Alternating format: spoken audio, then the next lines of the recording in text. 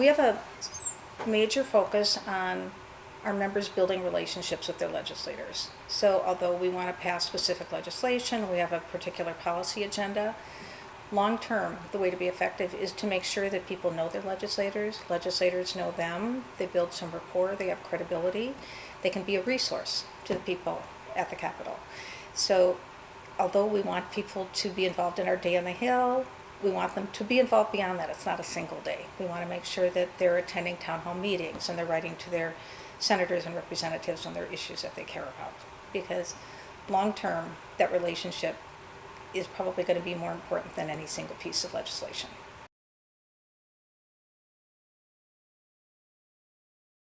I think a light bulb maybe went on, or as I'm, just growing personally in my personal life, it's very distressing to see some of the things that are happening, especially today.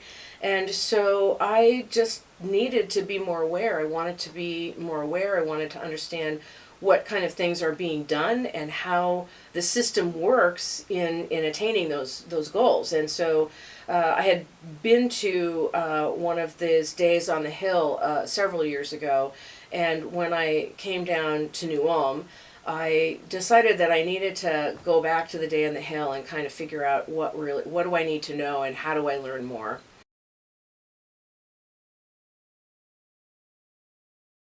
So I got online and I looked up the legislators that were in Minnesota, and there's a wealth of information. You can find out all kinds of things you never knew before. Certainly I didn't know and wasn't aware.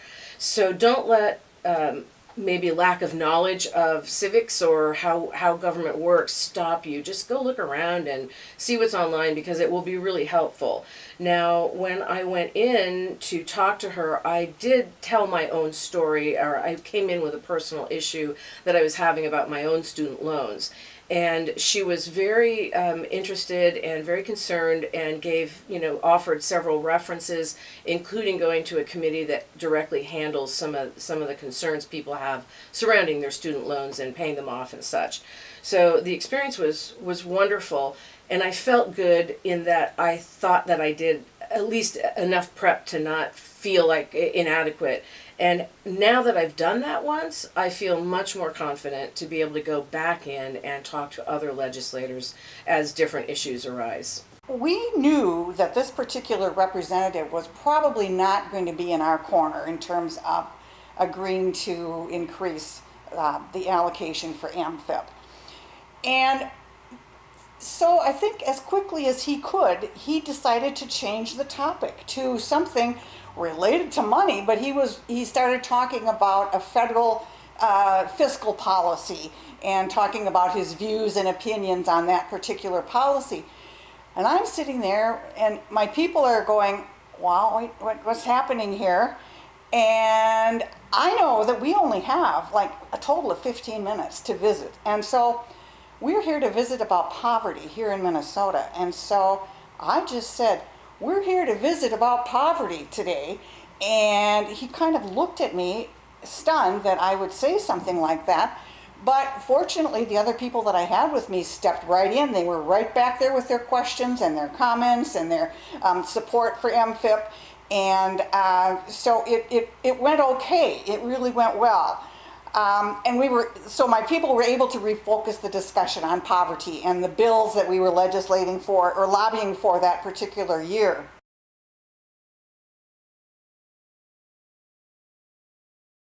I would say go in and speak your heart, because our heart is part of why we believe whatever it is we believe. So if we're concerned about getting homeless off the street, go in and share your concerns and why you feel that way. You don't have to be an expert on government or what that legislator necessarily does. If you're more comfortable doing so, then get online and just read a couple things before you go. Jot some notes if you feel comfortable.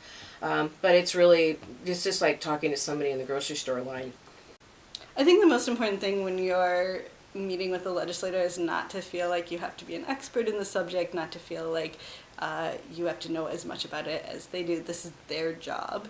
And so you want to be in touch with what you care about and how you want to see what you want to see happen in the world, and it's their job to implement that and to get it done. But you don't need to feel like you have to know everything there is to know. Let's say your issue is childcare, for example. You don't have to feel like you know all of the laws around that and how it all works. You just need to be able to speak from your truth and what you believe is right.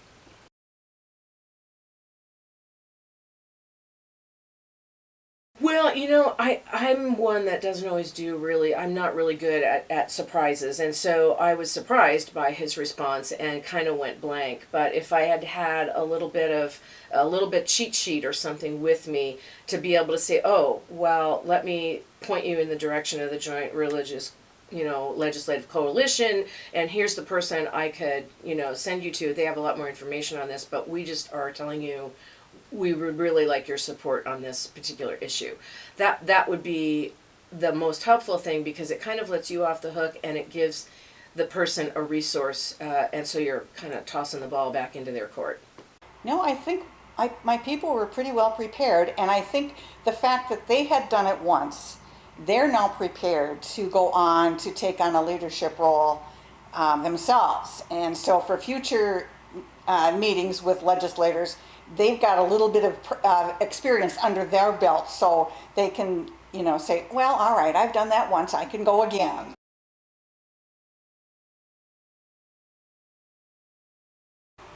So many things that happen in our state are governed by policies that we may not think of, whether that's our state parks or public libraries or whatever it might be. And we need to make sure that people are advocating for those struggling Minnesotans. They often have great difficulty coming to the Capitol. They're working 2 or 3 jobs. They may not have a car that works.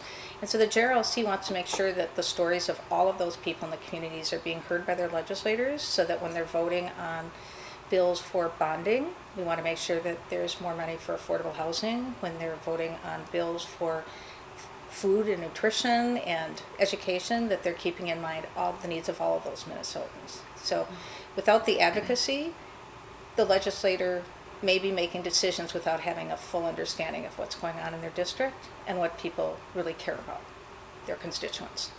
We, I think, feel helpless, like, oh my gosh, what are we going to do? How can we change anything? It's government, we can't do anything. And yet, government is just made up of people, and we're part of that government, we're part of those people, and if we don't speak up, then we're not going to see anything change. So we have to, at whatever level we're able to, make a movement forward and speak out, or be involved somewhere where we are all working together to move human rights for all people closer and closer to the goal that all people do actually have them. And if we sit back and let fear keep us from moving, we're not going to go anywhere. We really do have to be within ourselves and be courageous and speak out for what we actually believe.